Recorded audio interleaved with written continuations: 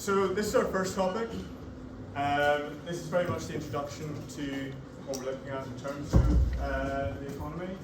And this is the macroeconomic world tour. We're going to be looking at how different economies perform around the world and using that to sort of explain some of the key concepts that we need as we go through this module as well.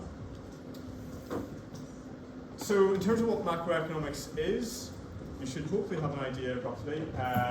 It's all about how economies perform.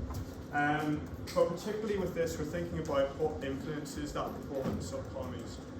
What are the different factors that lead to different economic performance around the world? And ultimately then, how can policymakers, how can government influence that performance? And there are five maybe big macroeconomic issues that we're going to be covering in this first topic. So the first is economic growth. So how is the economy performing over time? Is it getting larger? Is it expanding? Or is it shrinking? Is it undergoing a recession? And what that means about relative performance of different countries. The second area is the business cycle. So economies don't perform the same way all the time. They don't simply grow at the same rate constantly. You get fluctuations in performance. So with the business cycle, we're thinking about how big are those fluctuations in performance and what the reasons might be for those changes in economic growth. So why maybe has an economy maybe only grown by 1% whenever its neighbouring peer countries have grown by 3%. Third area is around unemployment. So this is about the people in the workforce in the economy. Are they working? Are they employed? Are they looking for work but currently unemployed? Or are they economically inactive? In other words, they are not working and they're not looking for work. And this is all about how well an economy is using its resources. So whenever you're thinking about employment, and this relates to the concept of productivity, we're thinking about whether or not people's potential is being maximised in the economy, and could things be done differently in terms of policy to make better use of people's potential. The fourth area is around inflation, and this is around prices in the economy. So this is whether or not prices are increasing, or maybe they're staying the same, or if we have deflation, then prices are falling over time. And this is one of the key indicators you'll hear very regularly mentioned. Obviously, it's undergone a lot of change in the past few years following the pandemic, because inflation became much higher than we'd seen in the past couple of decades. But it's one of those areas that policymakers are very keen to try and control, because it has big implications for how the economy performs over time. And then a potential fifth area that maybe isn't part of the traditional view of what macroeconomic researchers look at is around economic inequality. So obviously, a lot of what macroeconomics is about the size of the economy, what's happening to it, so the size of the pie. The economic inequality part is about how that's divided up between different people in the economy, how that's divided between the share for labour in the economy and the share of capital, the returns to capital in the economy. So we'll look a little bit at what that means in the context of macroeconomics as well. So this is what we're going to cover today, and there is a sixth little bit as well about how we as economists think in terms of models and how that relates particularly to macroeconomics. Because a lot of what macroeconomics is doing is trying to construct some model of the world to try and more easily understand what's happening. So we're going to start off by looking at economic growth. And our sort of fundamental thing here is around gross domestic product. So GDP, which is the market value of all final goods produced in the country in a period of time. So always remember, it's always about a period of time as well that it's being measured across. Macroeconomists care not only because this tells us about what's happening economically in terms of the size of the economy in a particular country, but also because GDP is very closely linked to other aspects of the standard of living. So as we'll see, there are different indicators of well-being and welfare that GDP is quite closely related to. albeit those links are not always exact. It doesn't always tell you everything you'd like to know about welfare, and so there are criticisms of GDP because of that. So because it is important about the size of the economy, because it's important because it tells us something about well-being, then economists particularly want to know about how GDP is changing over time, because it tells us something about the standard of living in a country over time. So they might want to try and understand why certain countries have grown the way they have over time, why have they reached a certain level of GDP, why have they become developed in that sense. And then also, why do certain countries lag behind, maybe despite being in the same geographic area, maybe they are countries beside each other, but yet one might lag behind the other. We want to try and explain why certain countries underperform perhaps relative to their potential output that we might expect given their characteristics. And GDP is very closely related to well-being, although this correlation is not always very precise or exact. And one comparison that could be made is between GDP, so the size of the economy, and the level of happiness in a country. And the expectation is that as you have higher GDP, you have greater wealth, and because you have greater wealth, people have more money, and therefore they should be able to afford to buy more things, and maybe they should therefore be happier as well. And the evidence sort of does suggest that relationship exists. So this diagram shows on the x-axis GDP per person, and on the y-axis it shows happiness. And you can see that roughly there's a positive relationship between GDP and happiness. So as your GDP per capita increases, the relative happiness in a country seems to also increase as well. So it does seem to be that kind of relationship between if you have more GDP, you tend to be happier in your particular country. However, over time, this relationship doesn't always hold. So what these different lines and dots are showing is how different countries are moving over time on these two scales. So if we look, for example, at India here, one of the largest because it has one of the largest populations, although it has seen its GDP per capita increase over time, it's actually seen its happiness level decrease. And we can see this replicated for a lot of different countries, and indeed for the United States, a country that has been well developed over a long period of time, is also seeing this case where, although GDP has increased, happiness has also fallen. And this relates to what's known as the Easterlin paradox. And this is by an economist, Easterlin in 1974, who first noted this relationship where at any point in time, if your country has greater GDP, people are happier, but over time that relationship does not appear to hold in the same way. So despite it appearing at first instance to matter for your happiness, actually over the long run, there's actually a loose connection between the two. And it means that for countries where you have maybe high income inequality, what matters is the comparisons people can make to other people in the country. So actually it's around, over time, those comparisons to inequality that determine ultimately happiness rather than simply the overall size of the economy.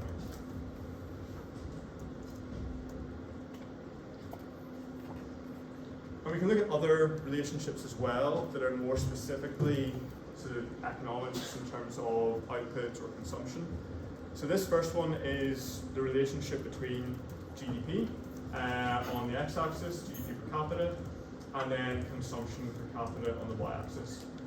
And for all these countries, you can see there's a very close relationship, strong correlation between GDP and consumption.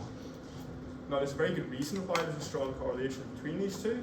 It's because consumption is a component of GDP. So we would be a bit concerned if there was no relationship between consumption and GDP, because it would mean the other parts of GDP must be doing something quite extreme. But it means that with this, we can see that those who live in countries with large GDP tend to consume more. So they have higher incomes and they tend, therefore, to consume more overall. We can then look at something more back towards welfare and well-being, and in this case, life expectancy. So we can compare again GDP per capita on the x-axis, life expectancy on the y-axis. And we can see again there is a positive correlation, but it's not as strong a correlation as for consumption. So you can see that as GDP per capita increases, people tend to live longer on average in those countries, but there is much greater variation across countries. And this might be to do with other factors that influence health that isn't captured particularly by GDP. So this is something always to remember, is GDP is very useful because it's a standardized measure and therefore it's really useful to compare across countries. But because it's a standardized measure, it was designed in a way to allow lots of countries to easily implement it as a measure of economic output. And that means it doesn't always include all the detail that we might like to know about a particular country and its performance. And therefore you can get these situations where, despite having the same GDP, countries have very different outcomes in terms of something like life expectancy. We can then look at how GDP has grown over the very long run. So this is going back basically over the past 2,000 years, looking at how GDP has changed for the world as a whole. Now obviously, if you go back even more than 100 years, you didn't really have standardized accounts for countries. So a lot of this work is done by economic historians who estimate what's happening and what was happening in different economies at different times. But you can see for a very long period of time, there wasn't really much happening in terms of GDP. And it's not until we get to the past couple of centuries that we see this very rapid takeoff in GDP growth, and therefore we reach very high levels of GDP, basically post 1800 and really following the Industrial Revolution. And even if we look at the past 300 years again, we see that up until really the 19th century, GDP wasn't really changing that much. And we can see that really it's only once the Industrial Revolution happens, we see this rapid takeoff. And therefore, in the 20th century, we see GDP skyrocket, and across the globe, we see much greater or higher standard of living and much greater output as well. And we can take an example, in this case it's for England, partly because going back in time, it's an easier one to estimate this for, because you have better historical evidence.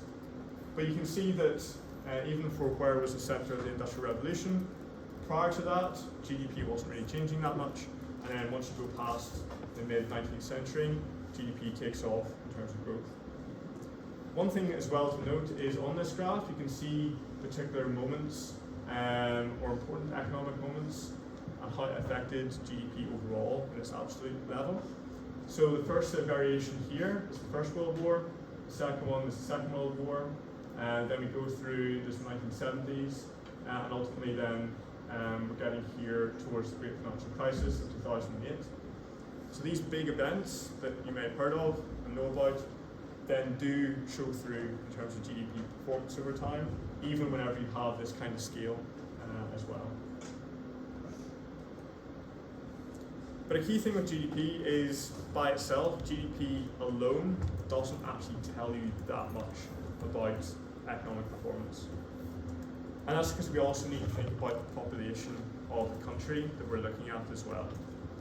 So if the population of a country grows faster than GDP, than its economic output, it basically means that the living standards for that country are actually declining over time. This is where GDP per capita falls. And this is a situation, particularly for the UK economy at the moment, where there's been very weak growth over the past almost 10 years, but the population has continued to grow. And it means that GDP per capita has actually fallen for the UK as well. This is a big concern for policymakers. So we want to use per capita measures of GDP because this takes into account population growth. But even whenever we reduce GDP goes down using this, we still get roughly the same shape of how GDP has changed over time. So it doesn't change the ultimate conclusion, it just compresses the graph a bit instead. And you can still see what's happening in those as well.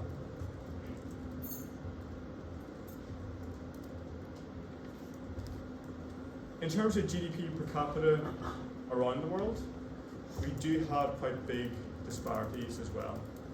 So you can see that if you look at North America, Western Europe, or somewhere like Australia, they have very high levels of GDP per capita. Where if you compared it to the continent of Africa, on average GDP per capita is much lower across the African continent.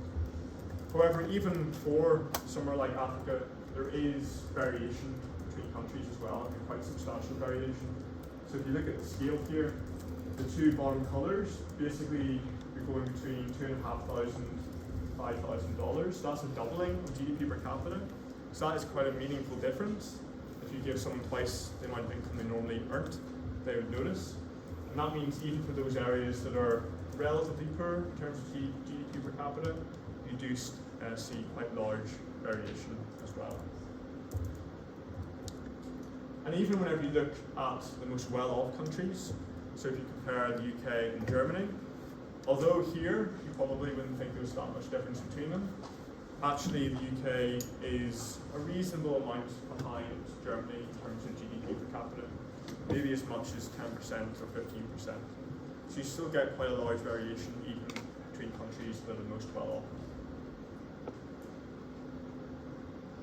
We can then make those comparisons over the very long run to try and understand how different parts of the world have grown at different rates and at different times.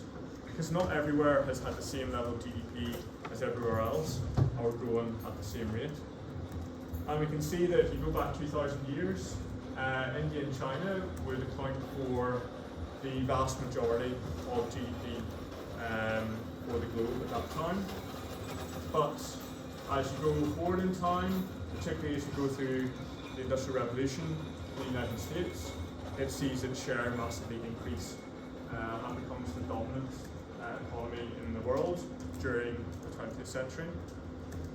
But nothing stays still, and you can see that as we approach the end of the 20th century, then China re-emerges and has very rapid economic growth. So the key thing here is things don't stay the same, and different countries will grow at different rates at different times. So what we're trying to think about is why that might be happening as well over different periods.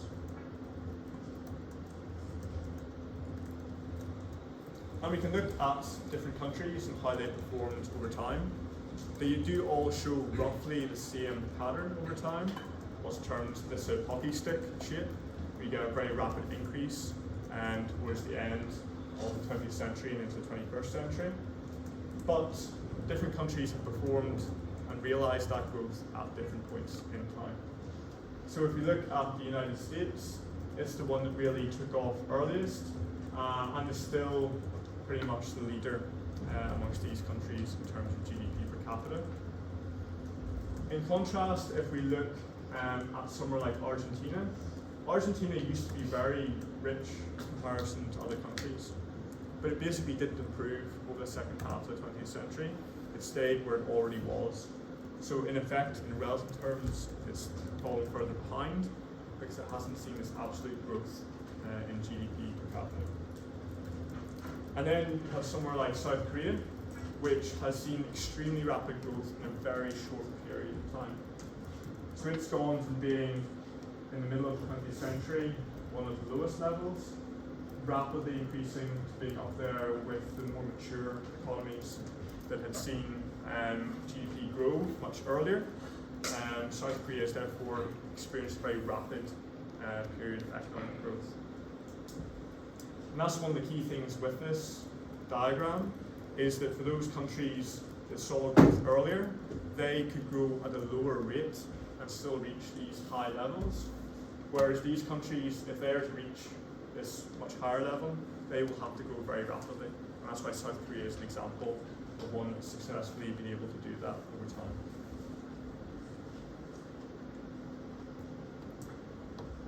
We can also look at how GDP per capita has changed in different segments around the world, in different regions within different continents. So here we have Western Europe, for example, has also done very well over time.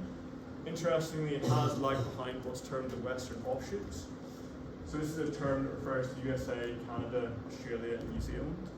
And they are very much the leaders over time whenever it comes to GDP per capita.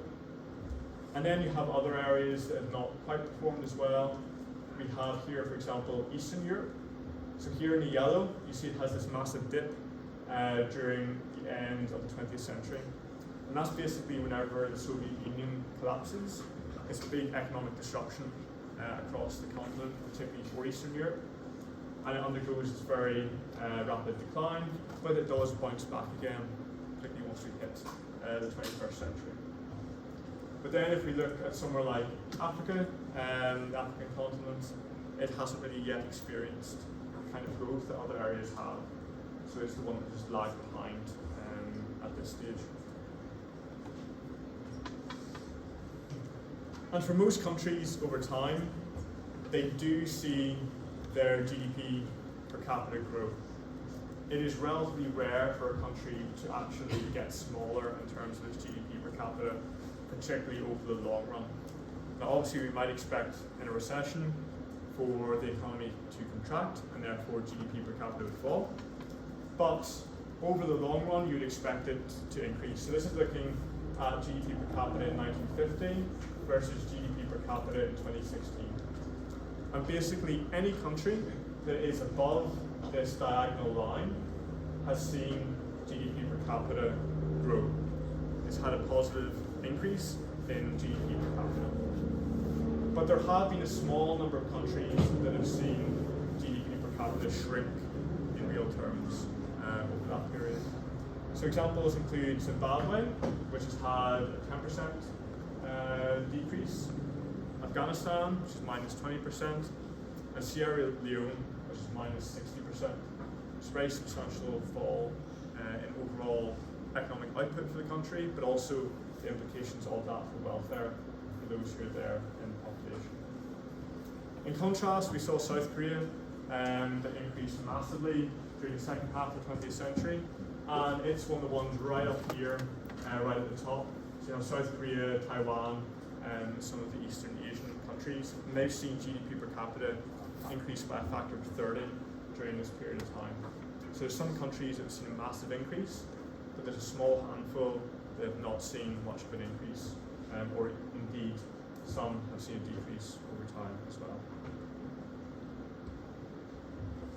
And as we're comparing GDP growth, it can be very important to understand what's happening in different countries and to understand the relative performance of different countries. And we can split this between the more developed countries over time and those that have been catching up, that have been less developed but have been experiencing more rapid economic growth. And we can see this in this diagram. So you have the 0 line, so that would be the 0% line, so that would be no economic growth. If the lines are above that, obviously the economy is expanding. Whenever it's below it, you have recessions and contractions. But the emerging markets, which is this top line, they've seen higher levels of growth, particularly over the past 20 to 30 years in the right-hand half of this. Whereas before, in the earlier period, back in the 1980s, their level or rate of growth was very similar to other developed countries. So back in the 70s, 80s, developing countries saw economic growth at roughly the same level as much more developed and maturely developed countries. But there has been a change in the past 20 to 30 years or so. And that has meant that those less developed countries have started to catch up because they've had higher economic growth. And that has persisted even despite something like the COVID pandemic, where they've maintained a higher level of growth as well. So that means there's been some convergence in living standards over time, but those countries have not yet fully caught up in terms of the level compared to other more developed countries.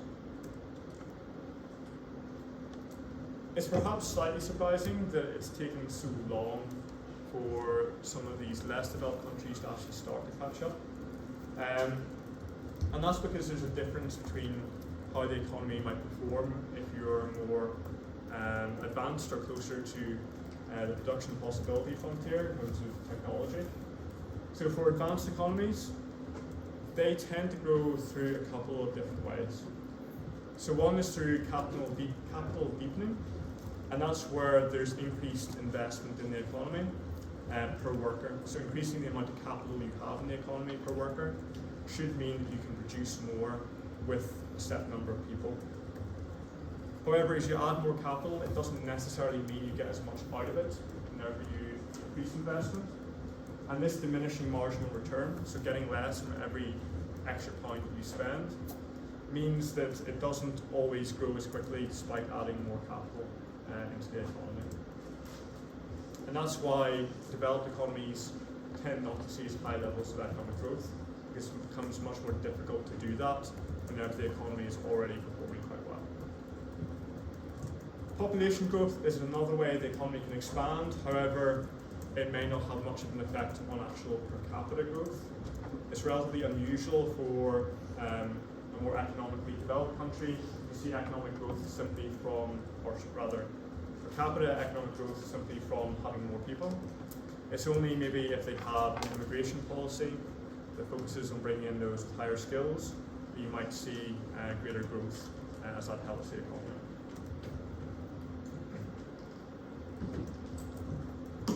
Innovation is very important for more advanced economies, and they tend to be those at the frontier technology.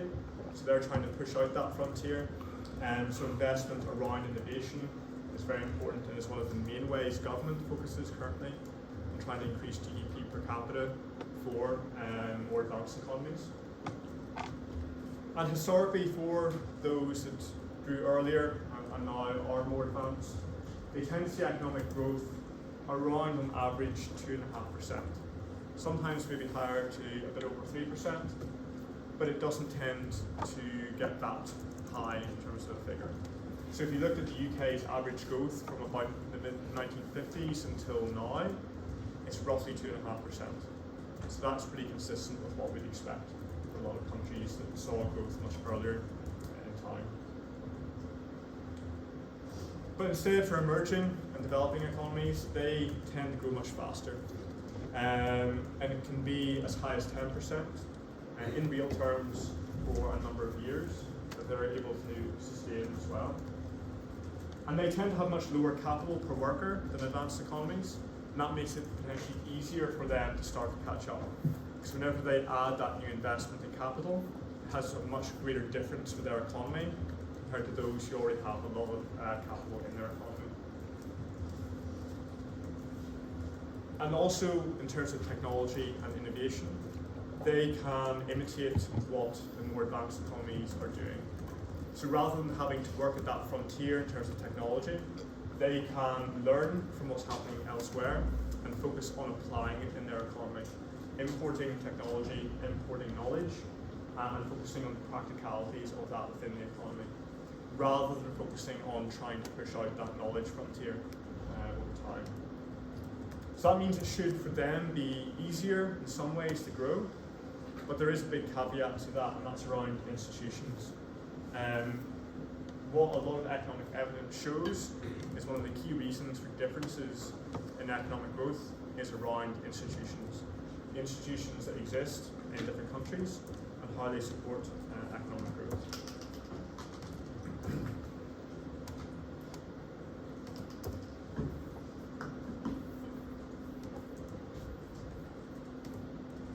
So this graph is to show you how GDP per capita, or per worker in this case at the bottom, varies with average growth rate of GDP between 1960 and 2000. So we would normally expect that if you have lower GDP per capita, you should have a faster growth rate, because that's what sort of theory suggests. However, as you can see, the correlation here is basically non-existent, because it's just a horizontal line. And we just have a big spread of different countries. So it didn't really matter how big your GDP per worker was, you got big variation in economic growth across different countries.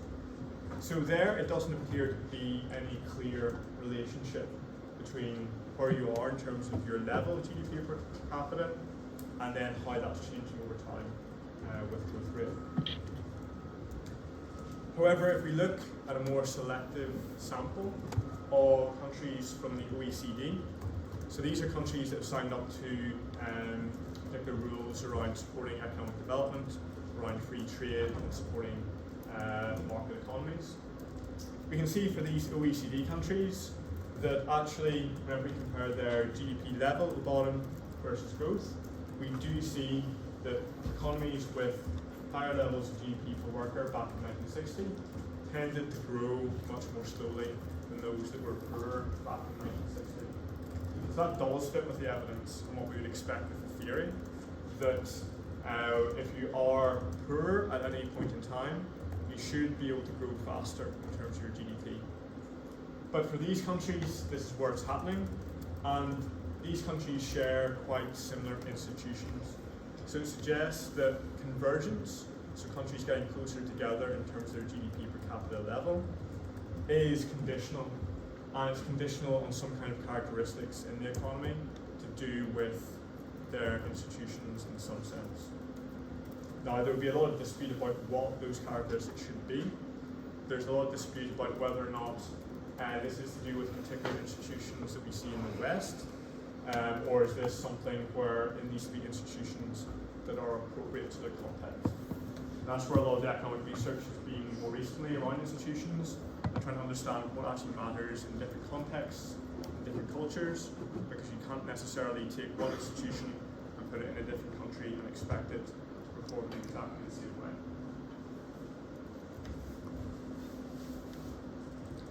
And one of the ways institutions can help economic performance is through protecting against expropriation. So expropriation is where those maybe who have power in the economy take the wealth of others that's been generated by someone else. An example of this would be following the collapse of the Soviet Union, so the end of the Cold War at the beginning of the 1990s. We have a lot of the states of the Soviet Union that then became independent, and you also had Russia, the Russian Federation, coming into existence as well. And at that time, a lot of the assets of those countries and all of the businesses there were effectively expropriated by individuals away from the state, because they had been owned by the communist government, because that's obviously in communism, assets are owned by the government. And that's been linked to the underperformance of the Russian economy, for example. And we can see that as you get or reduce the risk from expropriation, you actually see GDP per capita tends to be higher. So this shows that if protection is higher against expropriation, you do see this quite clear relationship with higher GDP per capita as well. However, we have to always be aware in economics, correlation is not necessarily causation, and therefore simply because we see this doesn't mean that's the way it happened. It could simply be you become richer, that allows you to implement better rules. That means you have better institutions, and that's what leads to this relationship. But some of the evidence suggests that institutions do help for growth over the long run, particularly. And in terms of institutions, we can look at the example in terms of Korea, and we can look at the difference between North and South Korea as well. And this is effectively a natural experiment in some senses. So, at the end of World War II, Korea was being ruled by Japan under occupation at that time. And with independence following the Second World War, it's quite complicated, but effectively it was split into two. Obviously it involved the Korean War at the start of the 1950s. But you have North Korea, the Democratic People's Republic of Korea, and you have South Korea, the Republic of Korea. And these two countries, despite sharing very much fundamentally similar cultures, languages, institutions, climate, geographically very similar, you have very much different performances over time. So you have North Korea, which is a communist country, communist regime, therefore institutions that work in that way, and it has not performed well in terms of its economy over time. Whereas you have South Korea, which adopted I think a system of property rights, which will be linked particularly to the Western view of capitalist economies and institutions, and it has performed well. So this would be seen as sort of evidence that institutions do matter over time. And despite sharing all the similarities, is a very stark disparity in how they perform. So on the left-hand side is a satellite image you may have seen before, which shows North Korea and the fact that it's nearly entirely in the dark at night, apart from Pyongyang, the capital, whereas South Korea, just across the border, and that's Seoul, is obviously well lit up. So nightlight is often used as a proxy for GDP per capita, where we can't easily measure it, and this demonstrates that in North Korea there's not that much development, at least in terms of that kind of infrastructure. And the estimates of GDP as well over time suggest the same story. North Korea has indeed actually shrunk as an economy, whereas South Korea has seen the rapid expansion that we saw earlier. Okay, we're going to take a break for about 10 minutes until about 10